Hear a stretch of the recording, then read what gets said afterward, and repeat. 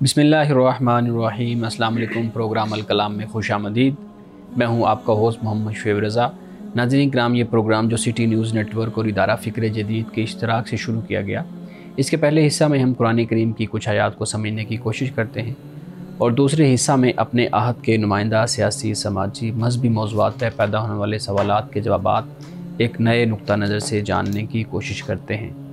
हस्ब साबिक हमारे साथ शरीक गुफ्तगू हैं जनाब मोहम्मद अमानत रसूल साहब। हमारा सब बहुत शुक्रिया आपके वक्त का। मेरी मुआवनत के लिए मौजूद है मिस नौरीन साहिबा। Thank you so much madam. नाज़रीन किराम, आपकी स्क्रीन पे हमारा व्हाट्सएप नंबर आ रहा होगा। आप अपने सवालात उस व्हाट्सएप नंबर पर भेज सकते हैं। हम इंशाल्लाह आपके सवालात को ज़रूर एड्रेस करेंगे। गुज़िश्ता प्रोग्राम में हमने बात की थी हज़रत सालेह अलैहिस्सलाम। हज़रत सालेह अलैहिस्सलाम का हमने मुख्तसर तारुफ़ जो कुरान करीम बयान करता है, हमें मिलता है, उस पर हमने गुफ्तगू की थी। आज हम अमानत रसूल साहब बताइएगा कि हज़रत सालेह अलैहिस्सलाम पे जो आयात हैं उन पे आप गुफ्तगू करेंगे। अपने गुफ्तगू का आगाज़ कीजिए। बिस्मिल्लाहिर्रहमानिर्रहीम।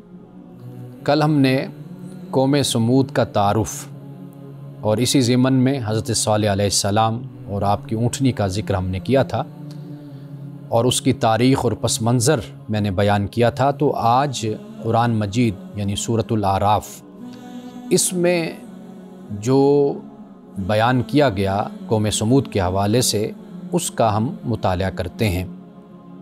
आयत नंबर 73 है। फरमाया वैला समूद अखाहुम सालिहा, और समूद की तरफ हमने उनके भाई सालेह को भेजा, हज़रत सालेह अलैहिस्सलाम को। भाई इसलिए कहा कि हम कौम थे, हम वतन थे और ख़ानदान से भी ताल्लुक़ था। वहाँ पर आखिर आपके ख़ानदान के दीगर अफराद, रिश्तेदार भी वहाँ पर मौजूद थे और ख़ास तौर पर कौम का फ़र्द होने के नाते हज़रत सालेह को भाई कुरान मजीद ने कहा और भेजा कौम की तरफ। यानी सबसे पहले कौम ही का हक़ होता है। अल्लाह सुब्हानहू व तआला किसी नबी और रसूल को उसकी कौम की तरफ मबऊस फरमाता है।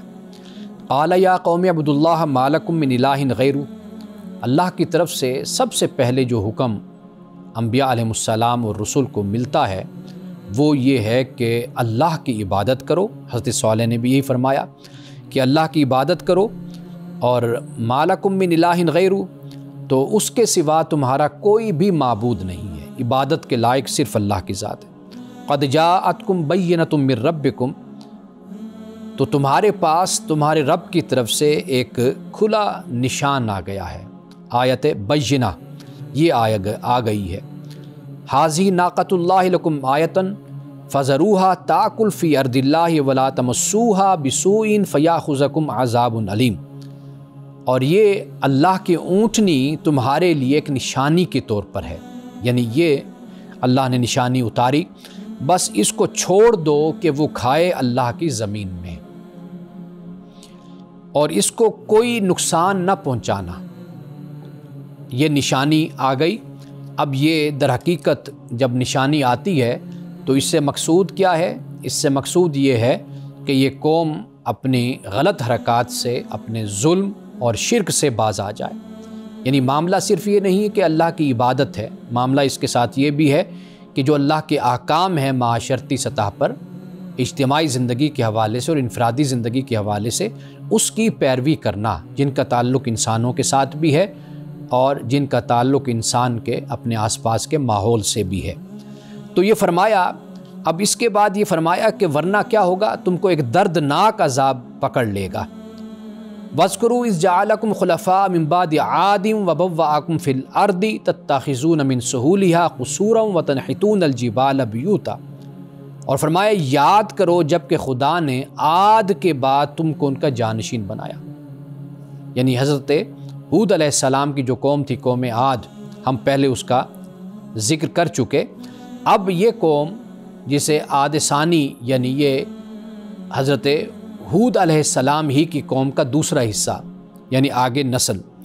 अब ये फरमाया कि आद के बाद तुमको उनका जानशीन अल्लाह ने बनाया और तुमको ज़मीन में ठिकाना दिया और तुम इसके मैदानों में महल बनाते हो और पहाड़ों को तराश कर घर बनाते हो। ये हमने कल भी बयान किया था کہ یہ گویا کہ انجینئرنگ کے ماہر تھے، یعنی یہ مختلف علوم مثلا ریاضی ہے، ہندسہ ہے، انجینئرنگ ہے، اس میں یعنی فن تعمیر میں ان کو بڑی مہارت حاصل تھی۔ سورۃ الشعراء میں بھی اس کو بیان کیا گیا اور سورۃ الفجر میں بھی اس کو ذکر کیا گیا۔ تو اب یہاں پر اللہ پاک یہ فرماتا ہے فَاذْكُرُوا آلاء اللّٰہِ، تو یاد کرو اللہ کی نعمتوں کو، وَلَا تَعْثَوْا فِي الْأَرْضِ مُفْسِدِينَ، اور زمین میں فساد کرنے والے بن کر مت پھرو۔ زمین سے مراد وہی معاشرہ، وہی خطہ، وہی ٹکڑا زمین کا جہاں پر یہ لوگ رہتے تھے۔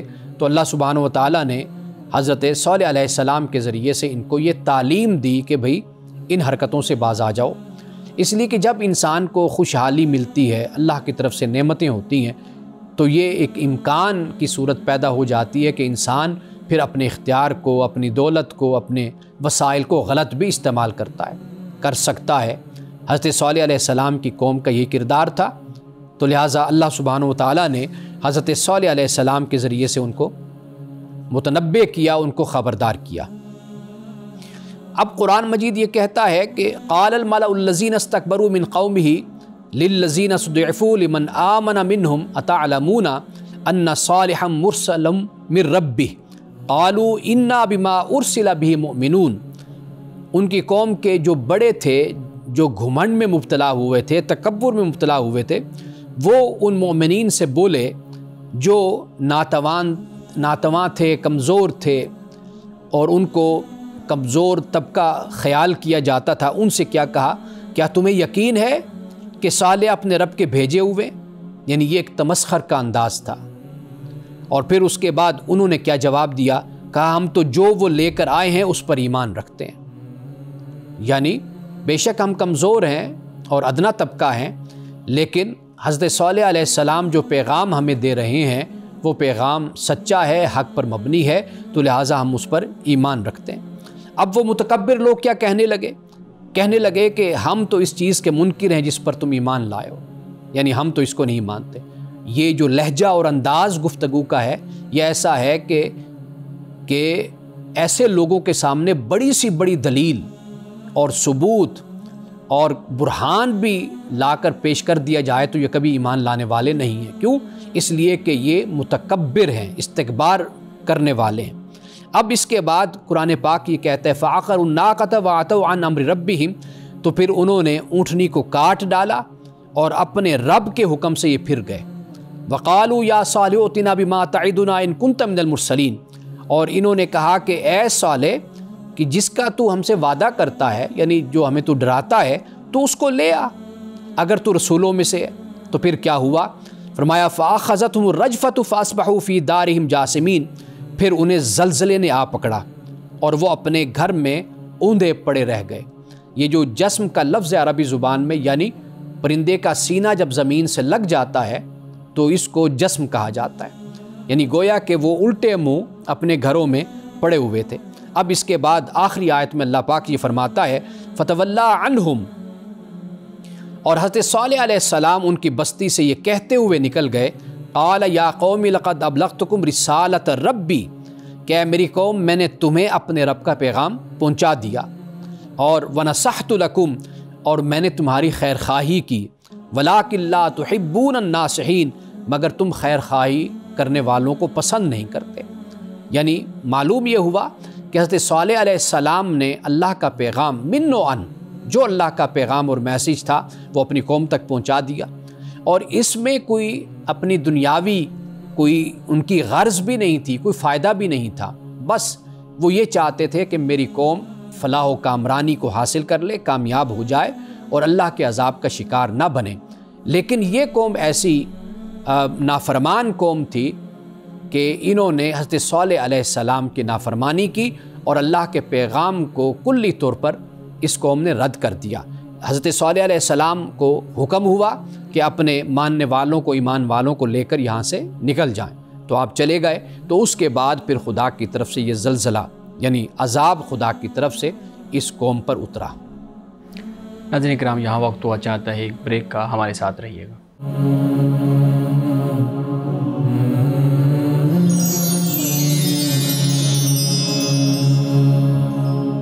ویلکم بیک ناظرین. ہمارے صاحب حضرت صالح علیہ السلام کی قوم, بڑا ہم مختلف اقوام کے واقعات کو پڑھ رہے ہیں تو انسان پہ ایک ہیبت طاری ہو جاتی ہے. وہ حیران ہو جاتا ہے کہ کیسے ان اقوام نے خدا کے پیغام کو جھٹلایا اور پھر کیسے ان کو جو ہے نا وہ عذاب میں مبتلا کر دیا گیا. اچھا, ایک چیز میں سمجھنا چاہ رہا ہوں کہ جب خدا کا انکار کیا اور وحدانیت کا انکار کر دیا, حضرت صالح علیہ السلام جو خدا کی نشانی تھی اونٹنی, اس کو مار ڈالا, اس کی ٹانگیں جو ہے نا وہ کاٹ دیں, تو پھر ان کو 3 دن کی مہلت کیوں ملی؟ اب انکار اور جو اپنی وہ ہٹ دھرمی تھی وہ تو ان کی ثابت ہوگی اسی دن, لیکن اس کے بعد اللہ رب العزت 3 دن کی مہلت کیوں دی اس عذاب آنے کے لیے؟ اس میں جو حکمت ہے وہ یہ ہے کہ تاکہ اتمام حجت کر دی جائے اس طریقے سے کہ ممکن ہے کہ اس کے بعد ان میں سے کوئی پچھتاوا ہو, کسی کو پشیمان ہو اور وہ واپس پلٹے. ایک تو یہ اس میں حکمت نظر آتی ہے. دوسری حکمت یہ بھی نظر آتی ہے کہ آخر پیغمبر نے اس بستی کو چھوڑنا بھی تھا, اور چھوڑنے میں کچھ وقت لگ جاتا ہے, نکلنے میں لوگوں کا اکٹھا ہونا, جانا, نکلنا, کوئی ساز و سامان اپنے ساتھ لینا. تو وہ آج کی صورتحال تو نہیں تھی کہ انسان چند سیکنڈ میں, لمحوں میں انسان نکل جاتا ہے. وہ گاڑی ہے, انسان کے پاس دیگر اور سہولتیں ہوتی ہیں, کہیں پر کوئی ایسا مسئلہ ہو تو وہاں پر انسان فوری طور پر وہاں سے نکل جاتا ہے. جیسے زلزلے کی کوئی صورت پیدا ہو, کوئی پیشین گوئی ہوتی ہے کہ بھئی یہاں پر زلزلے کا خطرہ ہے شدید, تو لوگ پھر اس بستی سے یا اس علاقے سے یا شہر سے فوری طور پر کوچ کر جاتے ہیں. یہ صورت نکل آتی ہے. تو 2 ہی باتیں ہمیں نظر آتی ہیں. ایک تو یہ ہے کہ اس قوم کو مہلت دے دی گئی کہ آپ کوئی واپس پلٹنا چاہے, توبہ کرنا چاہے, پشیمانی کا اظہار کرنا چاہے تو وہ واپس بھی پلٹ سکتا ہے. دوسری صورت یہ ہمیں نظر آتی ہے اس میں حکمت کہ بھئی حضرت صالح علیہ السلام کے ساتھ جو لوگ ہیں وہ نکلنے میں, بچے ہیں, مال دولت, ساز و سامان, اس کو لے کر نکلنے میں کچھ وقت لگ جاتا ہے. تو گویا کہ یہ اس لحاظ سے ہم دیکھیں تو یہ 3 دن ہمیں سمجھ آتے ہیں. صحیح. لیکن پھر سوال ایک ذہن میں پیدا ہو جاتا ہے کہ زلزلہ جب آتا ہے تو وہ تو پھر پوری زمین اس کی تباہ ہو جاتی ہے, وہ ایریا پورا ہی تباہ ہو جاتا ہے. تو پھر حضرت صالح علیہ السلام بچ گئے اور وہ کہتے ہوئے جا رہے ہیں کہ میں نے تمہیں خدا کا پیغام پہنچا دیا تھا, اتمام حجت ہو گئی تھی, اور ان کے دوست ساتھی بھی جا رہے ہیں. یہ انسانی ذہن میں آنے والی بات نہیں ہے. یہ اوبویسلی قرآن کہہ رہا ہے تو اس میں کوئی شک نہیں ہے. دیکھیے, اب رسول اللہ صلی اللہ علیہ وسلم نے مکہ سے جیسے آپ نے ہجرت فرمائی, آپ مدینہ گئے, تو ایک خاص علاقہ تو ہے نا, کہ یعنی اب ایسا معاملہ نہیں ہے کہ جیسے اب زمین پر کوئی زلزلہ آ گیا.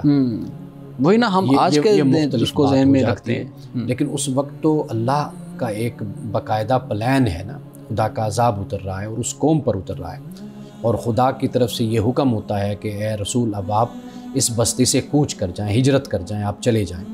تو جو نافرمان ہیں ان تک ہی اس عذاب کو محدود رکھا جاتا ہے.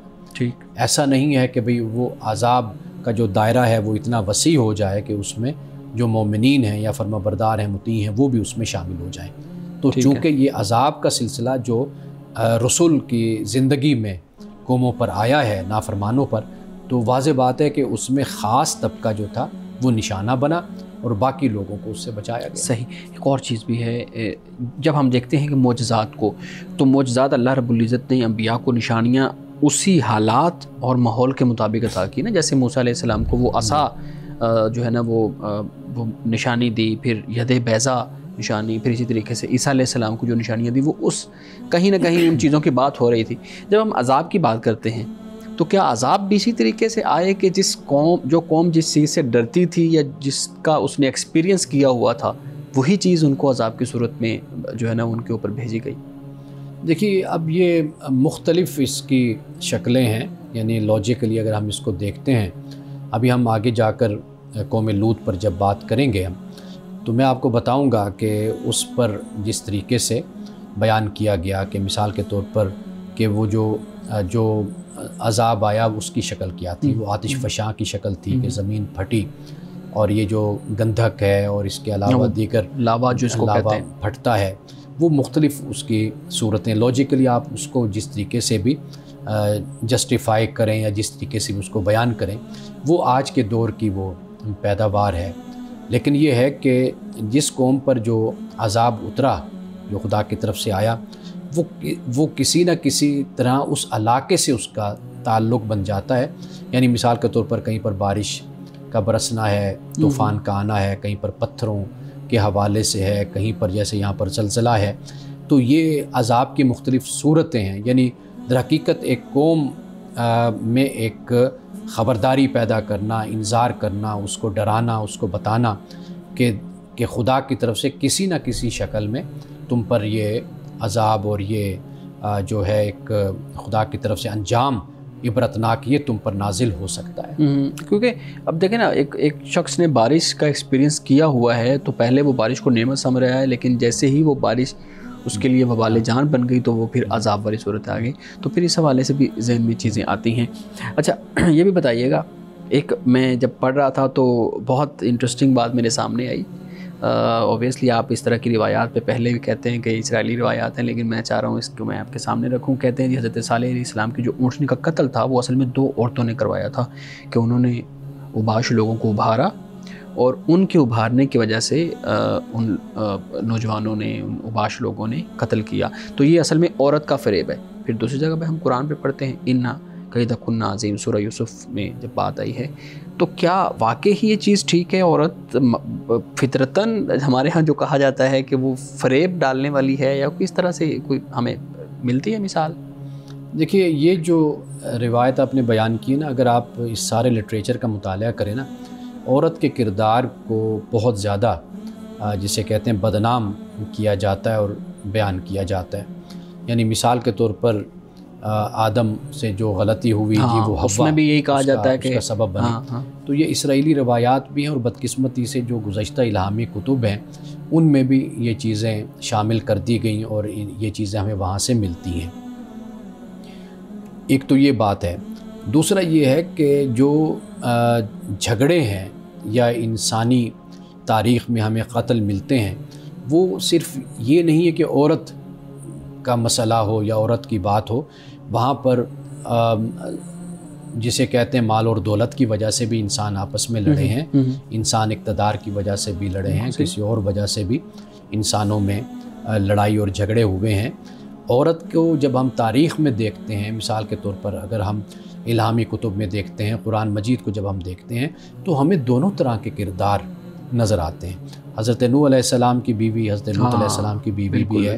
آپ دوسری طرف دیکھتے ہیں حضرت ابراہیم علیہ السلام, حضرت ابراہیم علیہ السلام کی سارہ ہیں, ہاجرہ کو دیکھ لیجئے کیا قربانیاں ہیں ان کی دین اسلام کے لیے.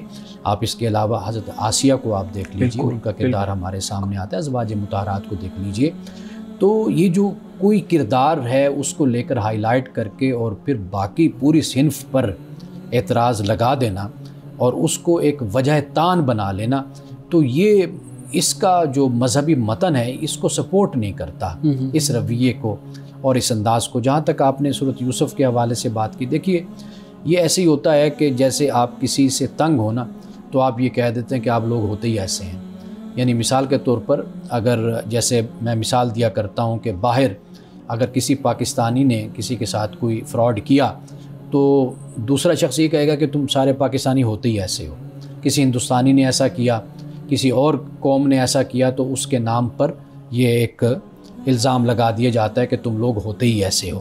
یہ جو انداز گفتگو ہوتا ہے یہ قرآن کا نہیں ہے, یہ در حقیقت عزیز مصر کا یہ کہنا ہے غصے میں آ کر کہ اِنَّا قَيْدَ كُنَّا عَظِيمٌ, کہ تم عورتوں کا جو فریب ہے یہ بڑا فریب ہے, تم عورتیں فریبی ہوتی ہو. وہ غصے کا انداز ہے, بھئی تم عورتیں ایسی ہوتی ہو. یہ جیسے میں نے آپ کو بتایا کہ آپ کسی بھی قوم کے حوالے سے جب کوئی معاملہ کرتے ہیں, آپ فراڈ اور آپ فریب کھا جاتے ہیں تو آپ کہتے ہیں یار یہ قوم, یہ لوگ ہیں ہی ایسے, اس ملک کے رہنے والے ایسے لوگ ہوتے ہیں.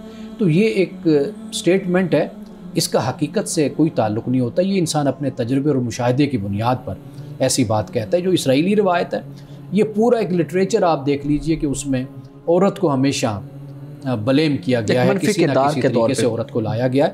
ہاں اگر کوئی آپ کے پاس سکھا بات ہے, روایت بات ہے, تو وہ آپ لائیے, پھر اس کو بھی صرف اسی پس منظر میں ہی ہم دیکھیں گے, اس کو اٹھا کر ہم ہر عورت پر اس کو اپلائی نہیں کریں گے. صحیح. ناظرین کرام, یہاں وقت ہوا چاہتا ہے ایک بریک کا, ہمارے ساتھ رہیے.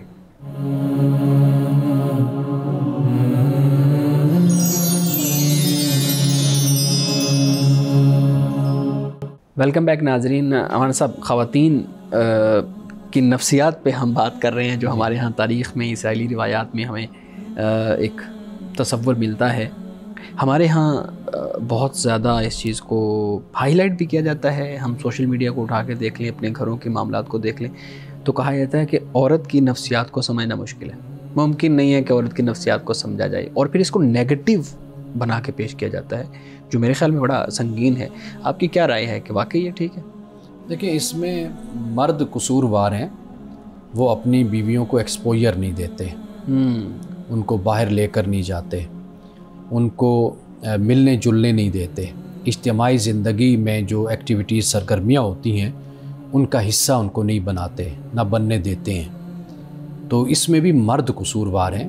اگر وہ اپنی بیویوں کو, ماؤں کو, بہنوں کو, بیٹیوں کو مواقع دیں, ان کو لے کر جائیں اور اچھے مجالس میں, محافل میں, علمی محافل و مجالس میں ان کو بٹھائیں, بیٹھیں, سنیں, اس سے ان کا ایکسپوجر ہوگا, ان کا علم بڑھے گا.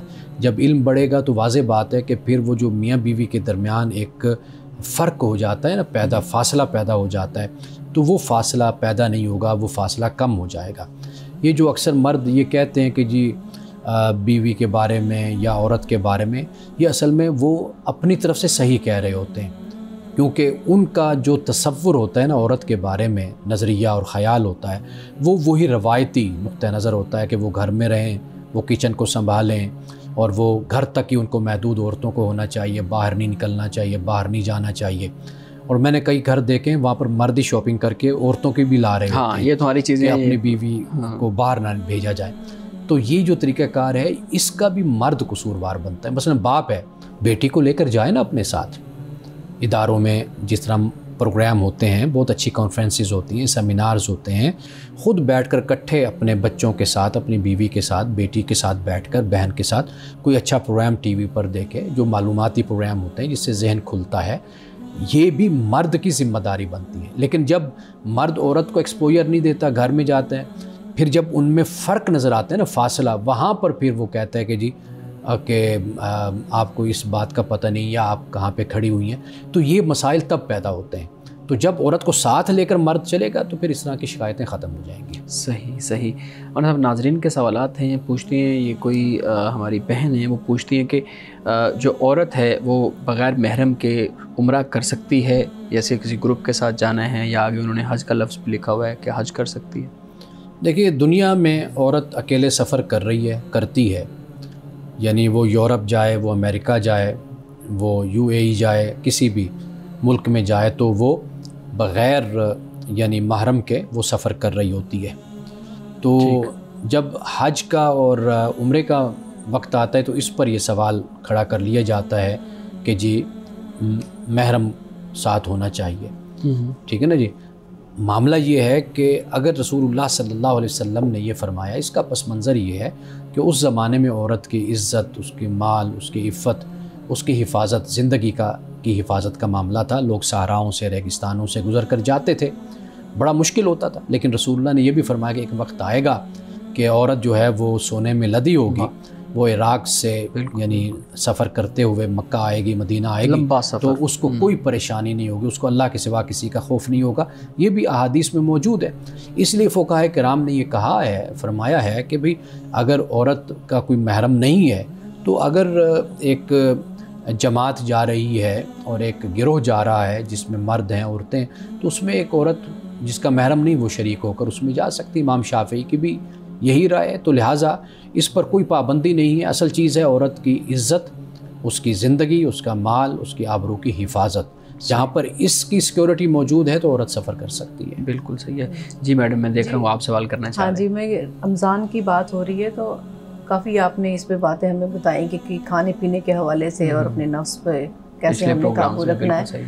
تو ہم یہ بتائیے کہ روزے کی حفاظت کیسے کی جائے, کیونکہ ہم نے یہ پڑھا ہے کہ الصوم جنہ ما لم یغرق ہو, روزہ ڈالا جب تک اسے پھاڑ نہ ڈالے. تو اس پھاڑنے سے کیا مراد ہے؟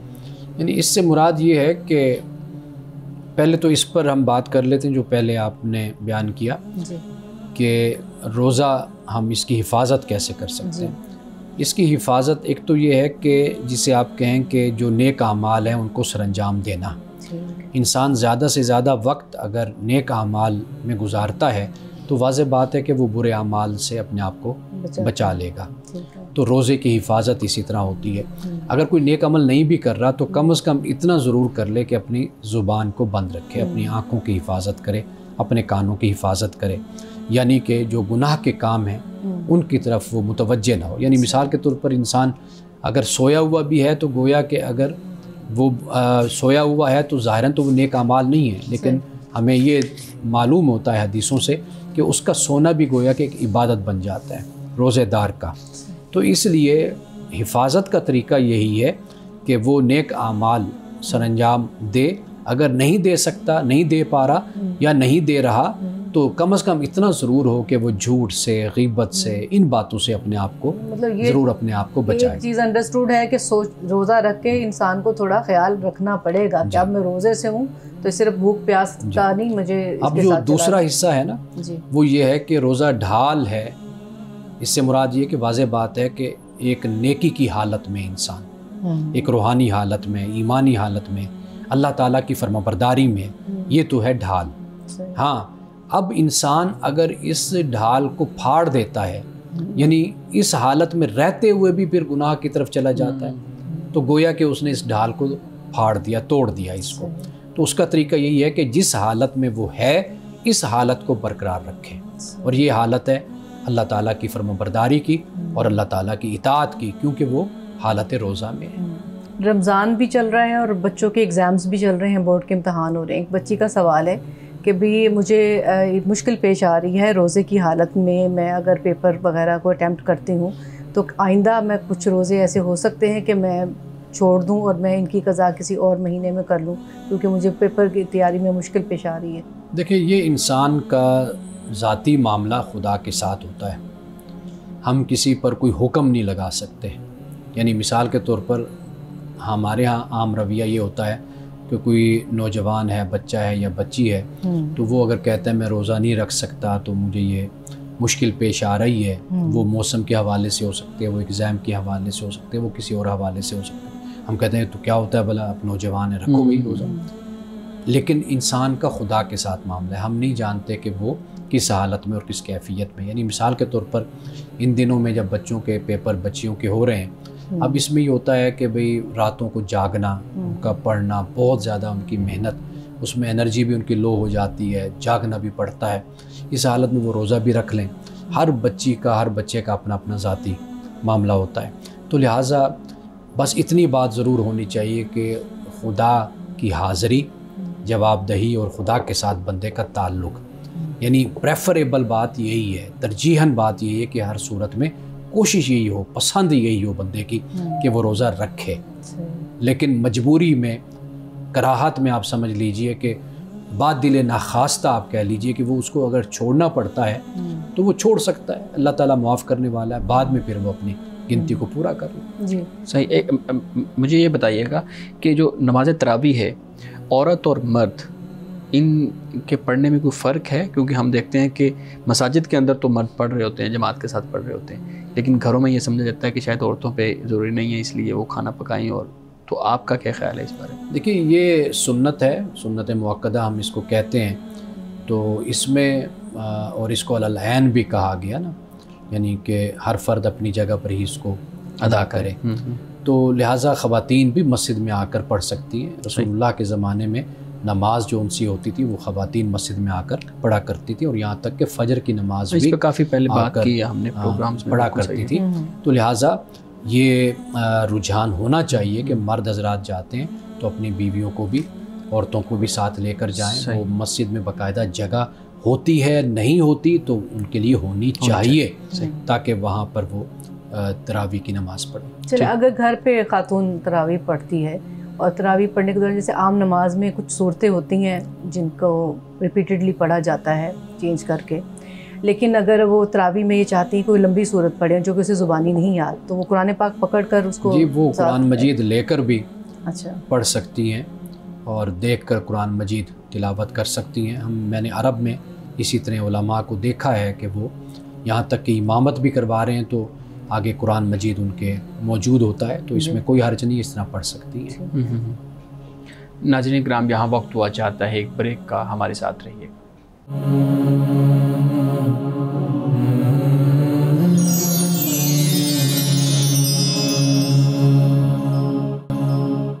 प्रोग्राम में एक दफ़ा फिर खुशामदीद। जी मैडम, आप सवाल करना चाह रहे थे। हमारे साहब, नज़र के रोज़े की रमज़ान के रोज़ों के साथ नियत की जा सकती है? यहाँ पे एक बात आप ये देख लीजिए कि नज़र का जो रोज़ा होता है वो भी इंसान पर लाजिम होता है, फ़र्ज़ होता है जी। यानी जब उसने अल्लाह से एक अहद किया, वादा किया कि मेरा ये काम हो जाए तो मैं बाद में ये रोज़े रखूँगी, वो 2 हों, वो 10 हों, वो 5 हों, जितने भी रोज़े अपनी वसअत के साथ वो अहद करता है या करती है। अब इधर से रमज़ान के रोज़े भी फ़र्ज़ है, तो लिहाजा वो दोनों की नीयत नहीं कर सकती। अच्छा, ना कर सकता है इंसान, यानी कि चूँकि दोनों वाजिब हैं, लाजिम हैं, तो लिहाजा वो रमज़ान में रमज़ान ही के रोज़े रखेगी और बाकी जो रोज़े हैं यानी जो उसने नज़र के हैं वो बाद में रख ले, तो ये एक ही वक्त में दोनों की अदायगी नहीं होगी। ठीक है। और अगर किसी शख्स ने यानी कि रोज़े की हालत में है और भूल कर कुछ खा लिया और फिर ये समझ कर कि अब तो मैंने खा लिया है, याद आ गया उसे, तो उसने फिर दोबारा से बाकायदा खाना शुरू कर दिया, तो उसके बाद फिर मतलब उस रोज़े का क्या होगा? कि सिर्फ कज़ा होगी या कफ़ारा भी होगा? देखिए, सिर्फ उसकी कज़ा होगी, रोज़ा उसका बहरहाल टूट जाएगा। यानी वाज़ेह बात है कि पहले उसने भूल कर खाया और उसे कोई बताने वाला भी नहीं है, ना वो किसी से पूछ सकता है उस हवाले से। अगर ऐसी कोई सूरत हाल है तो उसमें वो अगर फिर उसके बाद खाना अपना जारी रखता है ये सोच कर कि भाई रोज़ा तो टूट गया मेरा क्योंकि मैंने खा लिया है, तो लिहाजा अब उस पर सिर्फ कज़ा होगी, रोज़ा उसका टूट जाएगा, सिर्फ कज़ा अदा करेगा। ठीक है। सही। ये भी बता दें कि हमारे यहाँ रमज़ान में कुछ ऐसे लोग होते हैं जो खांसी का जिनको मामला होता है या सांस की प्रॉब्लम्स होती है, वो इनहेलर इस्तेमाल करते हैं, या वो मशीन जो सांस जो है ना वो आपके अंदर डालती है, नेबुलाइज करने वाला का मामला जो होता है, मैं उसका असल में नाम नहीं लेना चाह रहा था। तो क्या वो इनहेलर इस्तेमाल करना या नेबुलाइजिंग मशीन इस्तेमाल करना, उसमें दवाई डाल के इस्तेमाल करना, ये ठीक है? देखिए, अगर कोई ऐसी सूरत हो ना तो अल्लाह ताला ने इंसान को रुख्सत दी हुई है। यानी अगर किसी शक से, शुबों से इंसान बचना चाहे कि भाई ये काम मालूम नहीं कि है जायज़ है या नाजायज़ है, तो उसका बेहतर तरीका ये होता है कि इंसान रुख्सत को इख्तियार कर ले। ठीक है ना जी? यानी रमज़ान में अगर कोई ऐसी प्रॉब्लम है तो वो बाद में रमज़ान के अपने रोज़ों की गिनती पूरी कर सकते हैं। एक सूरत ये है। दूसरी सूरत ये है कि ये जितने भी जदीद मसाइल हैं ना, इन पर उलमा का इख्तलाफ है। वो इनहेलर का मामला हो, वो इंजेक्शन का मामला हो, या कोई और सूरत बनती हो, तो उसमें वो अपना उसको दोनों आरा उसके सामने हैं। अब या फिर ये तरीका है कि इंसान जिस पर मुतमईन हो, उलमा की जिस राय पर मुतमईन हो, फिर इंसान उसको इख्तियार कर लेता है। सही, ठीक। जी, सवाल कर सकते हैं? जी प्लीज़ आप। जी, अगर एक खातून ने पूछा है कि भाई रोज़े की हालत में है लेकिन रोज़ा इफ्तार होने से कुछ मिनट पहले ही अगर उसको हैज़ आ जाते हैं तो क्या उसका रोज़ा बरकरार रहेगा या नहीं? जाएगा? रोज़ा का जो वक्त है उसके इख्तिताम का, मुकम्मल होने का, वो है सूरज का गुरूब होना। अच्छा। वहाँ उससे पहले पहले अगर ऐसी कोई हालत बन गई तो वो रोज़ा ख़त्म हो गया। ठीक है। इफ्तार हो गया वो रोज़ा। ठीक है। अब वो बाद में उसको रखेगी। ठीक है, यानी उसकी कज़ा के तौर पर। तो लिहाजा यानी सूरज जो टाइम सहरी का है वहाँ से जब ख़त्म हुआ, वहाँ से लेकर सूरज के गुरूब होने तक, यानी रोज़े के इफ्तार का जो वक्त है, उस वक़्त तक अगर कुछ नहीं हुआ तो फिर वो उस दिन का रोज़ा होगा। अगर उससे कुछ देर पहले ही ये हालत तारी हो गई, मामला हो गया, तो उस दिन का रोज़ा चला जाएगा। ठीक है।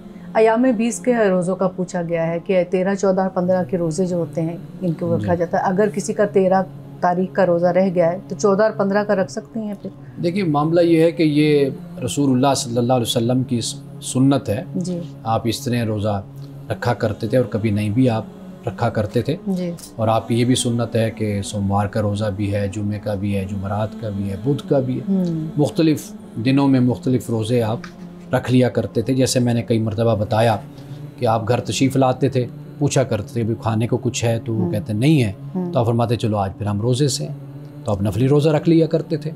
تو معاملہ اصل میں یہ ہے کہ یوم بید کے جو روزے کہے جاتے ہیں یہ سنت ہے، آپ 13، 14، 15 رکھ سکتے ہیں رکھ لیں، آپ 14، 15، 16 رکھنا چاہتے ہیں آپ وہ رکھ لیں، یعنی جہاں پر آپ کو سہولت ہے آپ اس کو اختیار کر لیں۔ صحیح۔ مولانا صاحب ناظرین کی طرف سے ایک بڑا انٹرسٹنگ سوال ہے، پوچھتے ہیں محبت کرنا کیسا ہے؟ اب وہ محبت سے کیا مراد لے رہے ہیں یہ ہمیں بھی نہیں معلوم۔ دیکھیے محبت جو ہے نا یہ فطری جذبہ ہے انسان کے اندر، اور فطری جذبہ جو ہوتا ہے اس پر اسلام نے کوئی پابندی نہیں لگائی، لیکن اس کا جو صحیح رخ ہے اور جائز رخ ہے وہ اسلام نے در حقیقت انسان کو بتایا ہے۔ یعنی انسان کی فطری بات ہے کہ ماں باپ سے محبت ہوتی ہے، بیوی بچوں سے ہوتی ہے، شوہر سے ہوتی ہے، انسان کی جو محبت اور تعلق ہے وہ بہن بھائیوں سے بھی ہوتا ہے، یہ سارے رشتے ہیں نا، یہ محبت ہے، یہ انسان میں اللہ تعالیٰ نے رکھی۔ اب معاملہ یہ ہے کہ جہاں پر کوئی اخلاقی مسئلہ پیدا ہوگا یا جہاں پر کوئی عقیدے کا مسئلہ پیدا ہوگا وہاں پر اسلام آپ کو روکے گا۔ یعنی عقیدے کی بات یہ کہ انسان کسی شخصیت کی محبت میں اتنا مبتلا ہو جائے کہ وہ نعوذ باللہ خدا اور غیر خدا کا فرق مٹا بیٹھے، صحیح، ایک یہ حالت ہو گئی۔ دوسری محبت یہ ہوتی ہے کہ انسان جو ہے اخلاقی خرابی میں مبتلا ہو جاتا ہے، صحیح، یہ جو محبت ہے یہ بھی ناجائز ہوگی، اس کی بھی اجازت نہیں ہوگی۔ تو لہٰذا یہ بات ذہن میں رکھنی چاہیے کہ محبت پر کوئی پابندی نہیں ہے، لیکن اسلام انسان کی رہنمائی کرتا ہے کہ آپ اس جذبے کو کس طرح بہترین طریقے سے پروان چڑھا سکتے ہیں۔ صحیح صحیح۔ مولانا صاحب آج کے حدیث مبارکہ بیان کیجیے گا۔ آج کی حدیث حضرت عمر بن خطاب رضی اللہ تعالیٰ عنہ یہ روایت کرتے ہیں کہ ایک دن گھر سے نکل کر وہ مسجد نبوی میں آئے تو وہاں دیکھا کہ رسول اللہ صلی اللہ علیہ وسلم کے مزار کے پاس، آپ کی قبر انور کے پاس بیٹھے حضرت معاذ رو رہے ہیں۔ حضرت بن عمر بن خطاب نے پوچھا کہ آپ کیوں رو رہے ہیں؟ تو معاذ بن جبل نے فرمایا کہ ایک بات میں نے رسول اللہ صلی اللہ علیہ وسلم سے سنی تھی اور وہی بات میں آج اب یاد کر کے رو رہا ہوں۔ وہ بات کیا تھی کہ رسول اللہ نے فرمایا تھا کہ تھوڑی سی ریاکاری بھی شرک ہے، یعنی دکھاوا، بناوٹ، تصنع، رسول اللہ نے فرمایا کہ یہ بھی شرک ہے۔ تو حضرت معاذ بن جبل رسول اللہ کی اس بات کو یاد کر کے رو رہے تھے۔ اللہ پاک ہمیں ریاکاری سے محفوظ فرمائے۔ ناظرین کرام، اس دعا کے ساتھ اپنے پروگرام کا اختتام کریں گے۔ اللہ رب العزت حسن کلام اور تاثیر کلام عطا فرمائے، ہماری زبان کے گروں کو کھول دے اور سننے والوں تک خیر کا پیغام پہنچے۔ اجازت دیجیے، خدا حافظ۔